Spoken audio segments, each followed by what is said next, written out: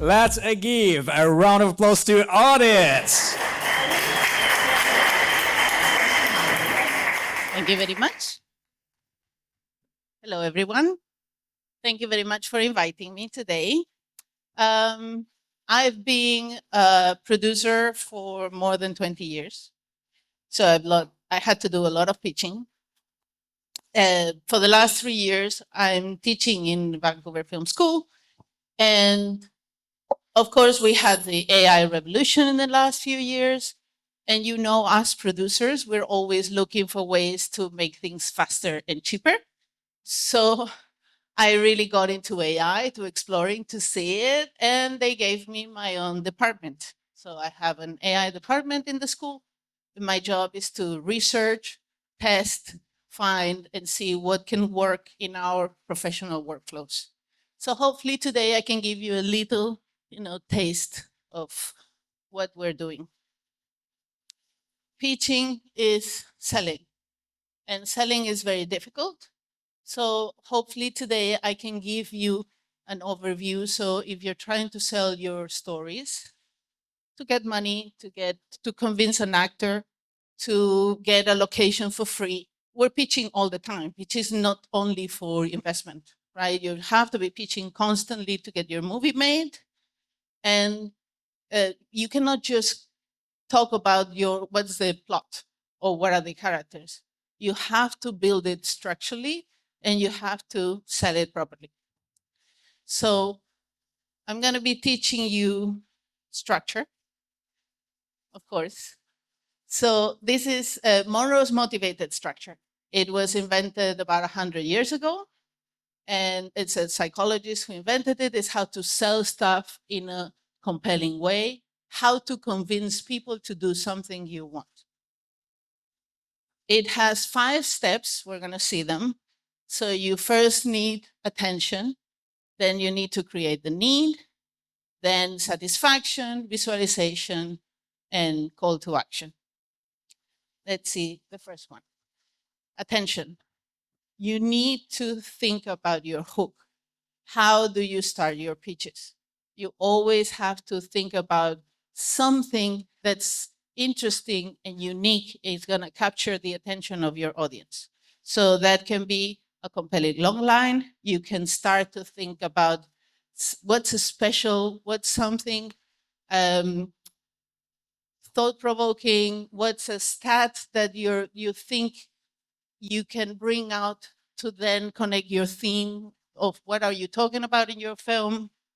And then maybe you can use an anecdote, something that will capture the attention of your audience and get them hooked so they can continue watching. Doesn't matter, or listening. Doesn't matter if your pitch is 5 minutes. Some film festivals give you 2 minutes only to pitch your film, or if you're having a dinner and you're pitching for 3 hours. You start compelling the people to continue to hear you. Once you grab their attention, then you have to create the need. You have to make a hole in the market. And this is what Nick was mentioning. This is show business, it's not show art. You have to think that making movies is very costly, it's difficult, takes time. People want to invest time or money in your film. They have to see there's a purpose, there's a need, you're talking about something important. You want to say that the world needs your film.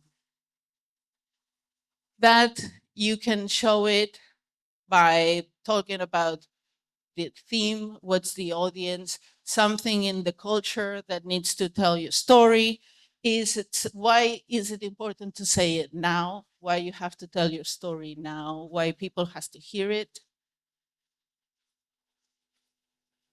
And once you have created your need, there's a hole, there's a gap that you're showing in the industry, then you can bring your satisfaction. This is where you have to show the audience that you have something to say, that you have something to justify this need and to cover this niche in the market. So now you have to really tell what's your story, what's your vision, what are your characters, what's happening, what's the plot. you have to make sure they visualize your story as well. And here I should have underscored your film. It's very important that you make sure they see your film, because every one of us, we have our own imagination. You can be pitching something and I'm imagining something else. When you're selling, you have to make sure you're showing your idea, and the image that I can see in my mind's eye is what you want to say, not my own idea of how we can cover this theme or these characters. So here you have to cover your tone, the style. You have to talk about your unique approach. You have to visualize key scenes, and maybe you can show some mood boards. Here, because I'm the AI teacher, I'll say this is the perfect time to show an AI trailer. I don't think there's going to be a lot of green light in the future without testing first with an AI trailer, to see if it works. Once you have this visualization, now it's time for you to wrap it up. And this is where the call to action comes to place. So you have no idea how many times somebody pitches something and I don't know what they want from me. Do you want money? Do you want me to, be your producer? Do you want me to find actors for you? What do you need? So you have to be very clear in stating exactly what do you need from the person who's listening to you. Here, of course, like Nate said, my classes are 3 hours. So I could talk about, know your audience, know what they expect, what they see, what they can give you. Tailor your pitch to your audience always. Share, whatever information you have for them to react. The call to action has to be effective in some way. Sometimes I receive pitch decks with no contact information. It's like, you have to put your contact, especially because I get a pitch deck. It's not for me, but maybe in 6 months, in 1 year, I'm having dinner with somebody and it's, oh my God, yes, there was something great. I cannot remember. It's difficult to find. And then the contact is not there. So don't forget about that.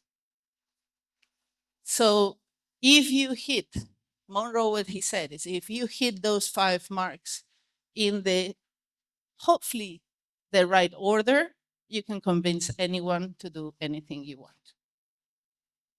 How does AI fit into all of this? Now is when I'm going to ask you to bring up your phones. Any AI you want, any AI you have, what's your preferred AI? It can be DeepSeek, Kimi. Kimi is really good for pitching. I don't know if you know it. You can use ChatGPT, Gemini, any one of them. So the first, I want you to ask your AIs, what is Monroe's motivated sequence? And how can I use it to pitch a film? Yes, let's do it. This is a practical exercise. And then now you will have the history on your phone so you can check in the future. What was the name of that sequence? You have it on your phone.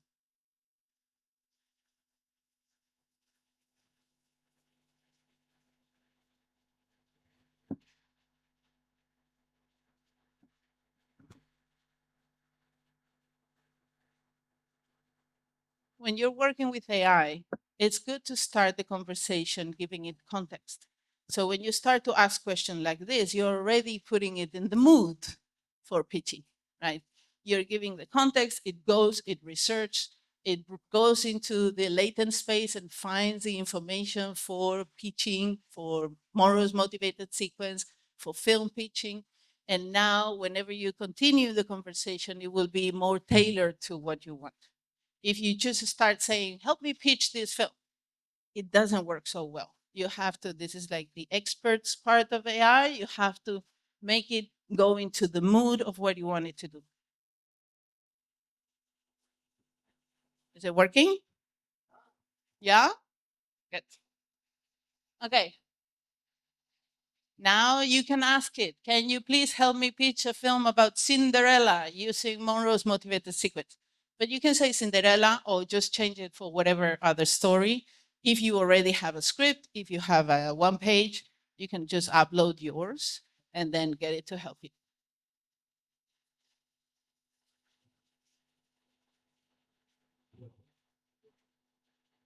It's huge. Okay, add here briefly. Can you, yeah, DeepSeek is thinking, of course. It's a big thinker.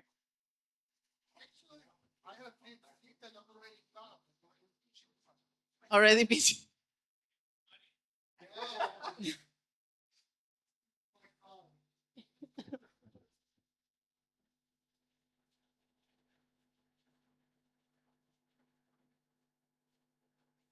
When you're pitching, genre is very, very important. You don't use the same words if you're pitching an adventure that if you're pitching a horror or a thriller or a psychological or a rom-com, right?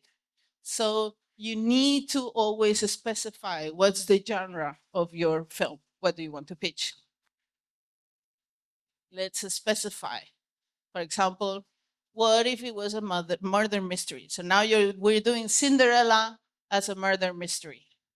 If you have it, please ask and see the difference. The difference between the first speech and the difference between the second. The verbs are different, the description, the tone, the rhythm, everything should be different.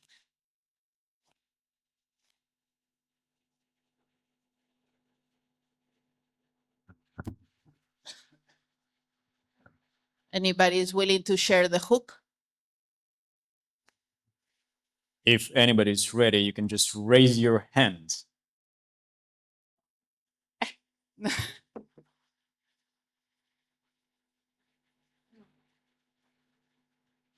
Anybody has a good hook suggestion for a Cinderella master murder mystery?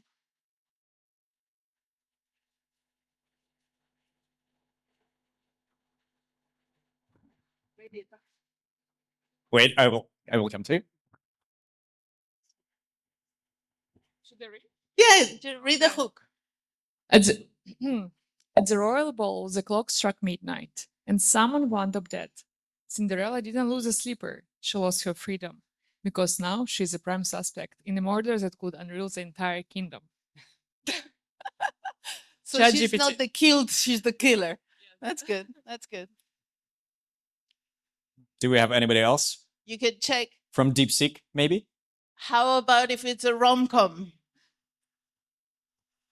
Check what's a rom-com opening. What's the hook for a rom-com? Or if you have another murder mystery hook that is good. Raise your hand and I will come over to you. Okay, Nick.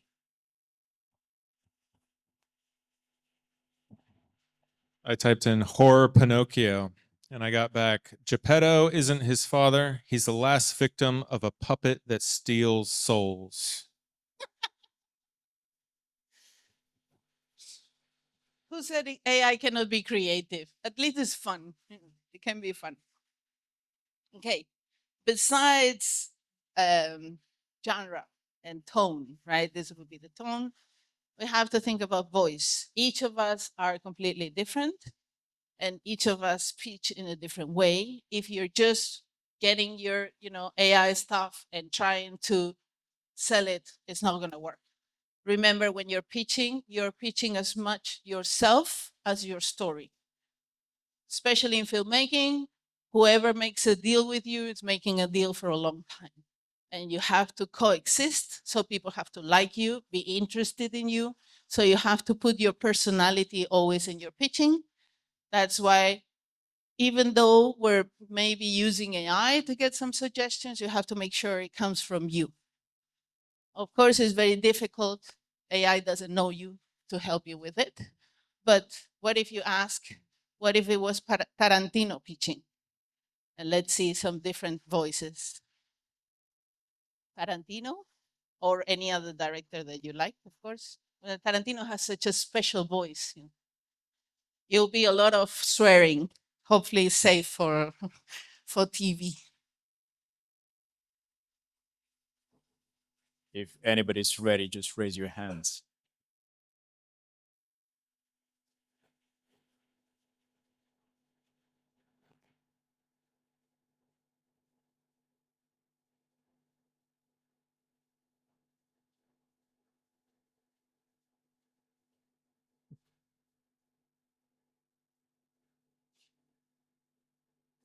DeepSeek doesn't work?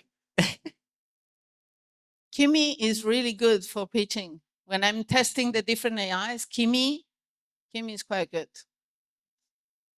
Very creative. Do we have an answer from ChatGPT, maybe? Gemini is very stiff. It's not that, it's very structured. It's not that creative, I think. Anybody has a nice hook? Anything? Nick? Okay. Thank you, Nick. Keeping up the pace. This is from DeepSeek. This is my horror Pinocchio. A sentient puppet carved from the bones of naughty children embarks on a blood-soaked vendetta against the townsfolk who turned him into a monster. But the more he lies to blend in, the more his body rebels, until he's not just a boy, he's a fucking abomination. I was waiting for the swear word at some point. Okay, let's try another one. What if it was a Woody Allen movie? It's very funny to see AI doing Woody Allen's voice. As you can see, the tone, the personality is completely different. And that's something you should be exploring, where you're trying to get AI to help you with stuff. Just throw random stuff. Just then you will be able to get whatever fits your personality better. Do we have Woody Allen?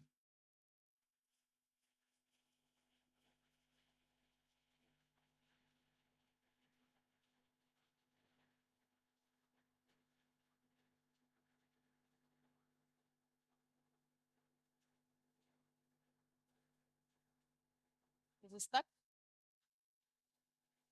I think AI still keeps writing. Briefly, we had to put in the prompt briefly, please. Short. Yeah, just add an additional prompt just in 3 sentences or 4.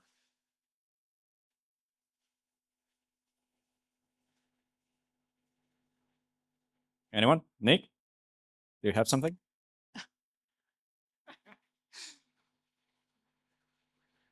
All right, Woody Allen twist. In my version, Pinocchio doesn't just want to be a real boy, he obsesses over it. He starts carving himself, trying to look more human, but it just gets grotesque. And Geppetto? He's not a loving father. He is a failed artist who takes out his frustrations and his creations. Very Bergman, but with more sawdust. Good. As you can see, there's like different ways of writing, different ways of expressing, different kinds of cadence. You have to find your own, and you can use AI to help you see variations and help you to. This is research, what you're basically doing.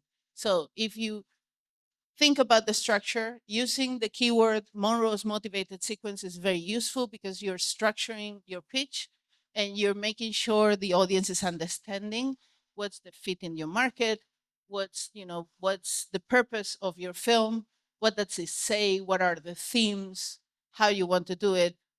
If you're already in, you have a budget, you have a thing, you have to make sure you put it in the visualization. It's not about only seeing the film, but seeing that you're capable of doing the film, that you're gonna pull it off, that you have the team, that you have the resources to make it, or that what part you're missing. The most important thing is to practice, practice, practice, practice. That's something I tell my students. They have to practice a lot, practice in front of the mirror, practice with a friend. Don't try to memorize. If you're using AI, don't try to use the words from AI. It doesn't work. You get that's your structure, that's your your hints. Put some words in the paper and then try to make it up yourself, because that's really going to come out of you. Otherwise, if you just try to read something or memorize something, it's not going to be believable. We have to think that you believe and you have passion and it's coming from your soul. Otherwise, you're not going to make it 2 years for a feature, or 3 or 5 years to make it. As a producer, I'm not going to invest money on you if I don't really feel you can pull it off through the long run. It's a marathon, right? So try to be authentic and, put all yourself into it. And that's more or less it. Thank you very much.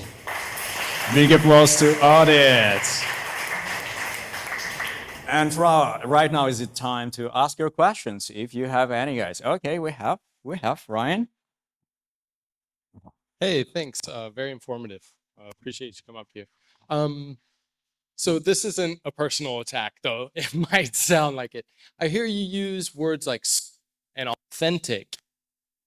I wonder if there's, kind of a disconnect between finding our souls and being authentic and using AI to pitch, to write stories. It's not going anywhere, so we need to use it as a tool, but we also can't really compromise our artistic integrity. Say that 5 times fast. Do you also explore any of this dilemma as an educator about the morality of AI? And I guess if I had to boil down to one question is, does AI make us better writers? Does it make us more creative, or is it a super crutch? I don't know. I'm still exploring the question myself. So it's a great question. Thank you very much. I have a whole course on AI literacy to dive into all those dilemmas, especially as creators and creative people, because it's very, very important. We see it as a tool. It is a tool. It is a tool for writer's block. Now you can it's a soundboard. You can just bring your ideas up and ask questions. What do you think? What do you understand? I don't ask my students. I've created, for example, in school, we have AI for writing. I've created these AI tutors with system prompting. They don't write, because that's a problem with AI. You ask something, my students will ask something into DeepSeek, and it automatically writes a scene. I don't want that. It has to come from you. What do you want to say? What do you find interesting? What do you want to explore, right? So I created these AI tutors which ask you questions. You say, I have to write my term 1 script, and this is my location, because we give them an assigned location, and it's a 1 minute and it's no dialogue, for example. The AI will say, what's your location? My location is the toilet. Okay, very interesting. There's a lot of potential, a lot of conflict, a lot of privacy that can be broken, a lot of things. So the AI will be guiding you. And I think that's how we have to take it. You cannot be using the tools right out of the box. Here, because we're doing an exercise and I cannot be tailoring the AIs for you, but I have AI for pitching as well, and it does the same. It's just asking you questions. Instead of writing you what's the opening or what's the need, it will ask you, okay, what do you think is the most compelling aspect of your film? What is the main conflict? What is the character going through? What do you want to explore? What's your theme? And through guided questioning, it will help you to find yourself, and then it helps you to how to put it cohesively in a structure. But it has to be in a system. It cannot be, you cannot rely on it just to do the things for you, because then there's no soul, really. And it's good, it's creative, and it's fun. And you can do something with it. It's not that there are not going to be movies made with AI. But really, you have to see the power of using AI as a companion, as somebody that's there 24 hours a day to hear your crazy stuff and tell you what it thinks. And it's honest and it's good, but not to write for you. Definitely not. I don't know if I, responded your question. But that's more or less what we've been, exploring, because as educators, it's a dilemma. What do? We don't want it to be doing all the creative part. That's powerful stuff. That should be for us. Do we have one more question? Coming. I have a question about Netflix. If I want to sell to Netflix or any other platforms like Disney, HBO, or Amazon, what should I do? Should I use the same concept we just said, or is there something else? And how should I find those people to sell? How should you find the people to sell? Yeah, like in Netflix or any other platform like this. So Netflix now is very difficult to reach, very difficult. So now it was very easy at the beginning. They were very open and free, and yeah, we want to hear from everybody. Now they have a set of suppliers, a set of production companies in each country, and you have to find out who are those. Usually you can just see it by the credits of their originals. So you have to reach out to that company, because that company already knows the workflow of Netflix and how it works, so they trust them, and they don't want to waste time with newbies. So you have to reach out to that production company, pitch them, and then they will pitch to Netflix. And should I find them like in LinkedIn, or Sorry? how should I find them, those productions? So the first thing I'll say is whatever country, because we don't have them here, right? Yeah. So whatever country you want to pitch in, check the originals in that original country, and check the credits. Who are they? That you that's have it. there all the names, and then just find them in IMDb or just with Google, and that's how you can get. Another way is film festivals. All festivals, they have their pitching sessions. So you have to create your project pitch deck. You have to create, your all the information that they ask, all the forms. And if it's good enough, they will invite you to go and pitch publicly. And usually these production companies and these streamers, they have people listening. So they have their own system. Yes. Okay, yes, how to yes. pitch. Not, but can I use the one you just suggest? No, The- this one, yes. Yeah. This is the structure. Yes, definitely. Yes. Thank you so much. Yes. I didn't cover the part of the pitch deck. As I said, I have 9 hours of course on how to pitch, right? I didn't cover all the part of the pitch deck, but with this structure, you get a sense of, all the things that you have to market research, Is there a need for the genre? Is there a business for the genre that or the topic, or the kind of character, of the exploration, whatever your movie is about? You have to find what's the marketplace for it, because this is what they're looking. Professional production companies, professional streamers, they're looking for things that people want to watch. So you have to do a lot of research in that part. Yes. Okay, thanks so much. All right, we have more questions here. Thank you very much for your speech. You just now mentioned you have whole course about AI. You have your own department. So can you tell me what kind of tools, AI tools, I need to have like in 2025 to, to be on time, to be like... It's difficult. It's difficult. What shall I tell you? What I thought at 9 a.m. or what I thought at 12? like most every important. time I blink, there's a new AI. So mostly LLMs. You should have a few. Yeah. As I said, like Kimi is really good for pitching, then ChatGPT for another thing, Gemini for research. You have to have a few to be able to compare also. Image generation, my favorite is Midjourney. Just it has the granular level enough that satisfies us filmmakers, right? Yeah. That's like I can check. But at the same time, it's terrible with character consistency. It's terrible with a lot of stuff, right? It's great for shot design, it's great for style design, but it's not good for other stuff. So now any other like Flux, where you can have, the pose control, like face swappers, all that stuff. Because if you want to do something, you want to make a pitch deck, you need to, or an AI film, AI trailer to pitch your idea. you need to have consistency. You cannot have a character looking in one way and the other way, because it's like jumping the line on a film. You're just getting people, you're snapping them out of your story, right? So definitely stable diffusion. I love Comfy UI, but it's very difficult. I don't teach it because my students don't like it. I cannot. But then Kling, I love Kling, very good. Now 1.2.1, I saw this morning the new announcement. The one is from Tencent or Alibaba, I can't remember. They're putting the pose control into the video. So now we can control poses on videos as well.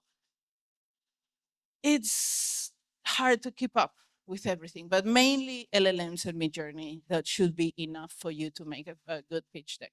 Yes. Thank you.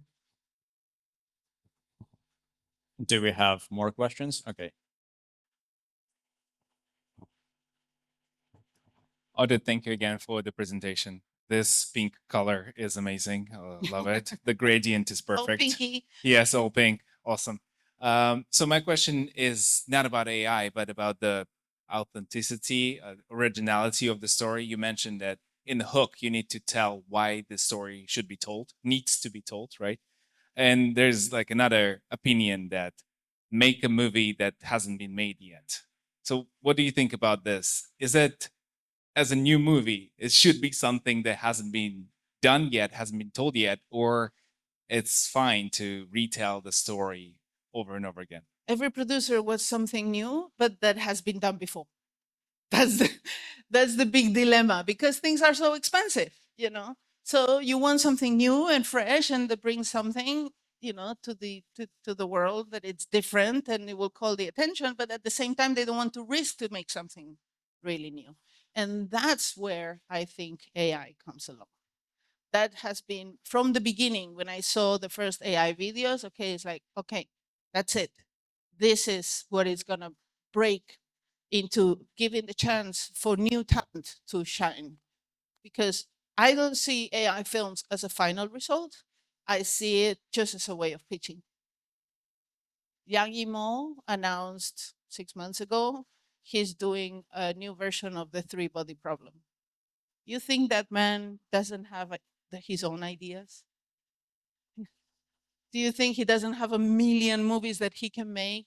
This is the only one he can get financed. That's the sadness of our industry. It's so expensive to make movies that the producers don't want to take the risk. I believe with AI films, what we can do now is you can do a proof test, and you can test it with the audience. Something new, something fresh, something, you know, that breaks the mold. Prove to the producer it's working. Now give me the 20 million, 100 million that I need to make it. You know, that's why I think everybody, when they say AI is going to break our industry, no, our industry is broken. It's been broken for many years. I am a teacher that I know it's very likely that only one of my 40 students is going to make a movie in the next 5 years. No other art teacher has that dilemma, right? Most of them is like, you're a painter, they're going to be painting tomorrow. You're a writer, you're going to be writing tomorrow. You're a filmmaker, I don't know when you're going to get the money. So that's why I think AI here may be helping us. I don't like the idea of AI as a final pixel for the audience to see, but I love the idea of being able to use these tools to express yourself, to show your vision, your creativity with something new, and prove that it works. You can do test the screenings, get all the reports, and prove that it works. That it's funny, or it's gut-wrenching, or whatever you want to have, but it's emotionally resonant with the audience, and then a producer will put the money because they believe. But otherwise, we have that dilemma, as you were saying. Do I make something different, or do I make something? I want something different, but it has to be done proofly, that it's been done before and it works. Let's have one more question, the last one. Hi, thank you. Wonderful presentation. I'm also a teacher and teach entrepreneurship, marketing. So yeah, I'm in this filmmaking since a couple of years. but in the end, everything is a business. So how my students pitch a new business idea, you know, is the same kind of pitch a movie, right? Or sell your documentary or TV series or whatever, right? So I have a question. From the producer perspective, right? If we want to pitch to sponsors, right, to biggest company, how does it work, right? Is because it's different, right? It's different. For advertisement, sponsorship, the whole movie or the whole program, you know. So it's sponsorship and product placement is where we make the money. That's why you see it so much, because it's very difficult to make the money from the cinema. It's very difficult to make, unless you sell it to a streamer and it's prepaid, it's very difficult to make money in production. So especially everybody down the line, once the movie is made, they all get the cut. You get the cut from the cinema, you get the cut from distribution, you get the cut from marketing. By the time it gets to the producer, you're the last one. But all the money from sponsorship goes directly to you. Whatever you get into the movie as a sponsorship from brands, that's money that you get into your budget or into your profits before anybody else gets the cut. That's why it's a huge part. So we're pitching to, you know, sponsors all the time. And it's the same structure, but you have to tailor it. You use the same structure as well for pitching to a good actress that, you know, is way above your level, but you want to convince them to, but you just tweak a little bit the pitch, but the structure is the same. For sponsors, why this brand? Why does it fit into your film? Why? What's your target audience? What's their target audience? So you're selling them in the business side. Okay, the people that are going to watch me are the same people that or is your potential audience that you don't have them yet, but I think I can convince this younger audience or this older audience that your, you know, product is cool because my actress is going to be, my character is going to be using it. So you have to be thinking how they think. Always empathy is the most important. Put yourself in their shoes. Try to understand, what do they care about? Anybody who you pitch, what do they want? What do they need? What do they care about? And then tailor your pitch to it. I remember there's this case, I'm gonna make it wrongly, say it wrongly, but it's Lyman for the Born Identity. He had the pitch for a long time, tried to get the money. He went to the studio. I can't remember which studio it was, but all the executives were women. So he pitched Franca Potente as the hero character. And that's how he got the money. She's supposed to be the hero of this film because he knew that that was going to sell with the female executives. So that's the mindset that you need to have. Always tailor your pitch to your audience. You're selling them, you have to know how to sell them. Same for advertisers, yes. Awesome. Thank you very much. All right, let's give one more round of applause to Odet. Thank you so much for your speech.